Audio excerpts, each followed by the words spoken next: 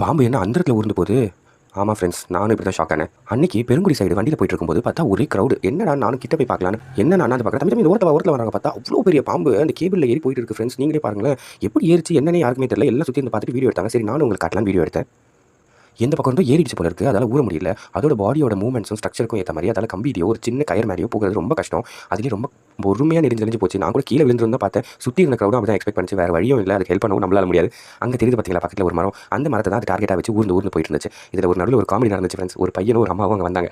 அது வெள்ளிக்கிழமை. அவங்க அம்மா சொல்கிறாங்க, நல்ல பாம்பு வெள்ளிக்கிழமை அதுமா வந்திருக்கு. அம்மா நாகத்தம்மா தாயே, வெள்ளிக்கிழமை அதுமா இங்கே வந்திருக்கே, பக்கத்தில் தான் உன் கோவில் இருக்குது, அங்கேயே வரல அப்படின்னு. அதுக்கு உடனே பையன், அம்மா இது நல்ல பாம்பே கிடையாது, சார பாம்பு, அது கூட தெரியாமல் பேசிட்டு இருக்க அப்படின்னு சொல்லிட்டான். சுற்றி இருக்கவங்கள செம்ம சிரிப்பு. எது எப்படியோ நம்புறவங்களுக்கு அது நம்பிக்கை, நம்பாதவங்களுக்கு அது ஒரு மாதிரி சயின்டிஃபிக்காக போயிடும். இதில் நம்ம ஒன்றும் ரிசர்ச் பண்ணுறதுக்கே இல்லை. கடைசியாக எப்படியோ கஷ்டப்பட்டு ஊர்ந்து போய் அந்த மரத்தை ரீச் பண்ணிச்சு. நீங்களே வீடியோ பாருங்கள். அந்த மரத்து கிட்ட போய் தொட்ட உடனே அது ஒரு ஸ்பீடாக செம்ம ஃபாஸ்ட்டாக போய் அந்த பக்கம் இருக்க பில்டிங்குள்ள போயிடுச்சு. இதோட இந்த வீடியோ முடிக்கிறேன் ஃப்ரெண்ட்ஸ். உங்களுக்கு பிடிச்சிருந்தா லைக் பண்ணுங்கள், கமெண்ட் பண்ணுங்கள். அதுக்கு முன்னாடி இந்த வீடியோவில் ஒரு பாம்பு இமோஜியே போச்சு. அதை யார் பார்த்தீங்க, எங்கே பார்த்தீங்க, கமெண்ட் பண்ணுங்கள். கரெக்டாக இருக்கான்னு பார்க்கலாம். லாஸ்ட் வீடியோட வினர்ஸ் பார்க்கலாமா? ஆர்த்தி செல்வன், ராஜாத்தி மோகன், பார்வதி ரமேஷ். ஆர்த்தி செல்வன் ஃபிஷ் கவர் மேலே தான் ஃபிஷ் இமோஜி இருக்குன்னு கரெக்டாக வித் டைமிங்கோட இமோஜியோட போட்டுருக்காங்க ஃப்ரெண்ட்ஸ். 35 செகண்ட்ஸ் தான் அந்த ஃபிஷ் இருக்குன்னு.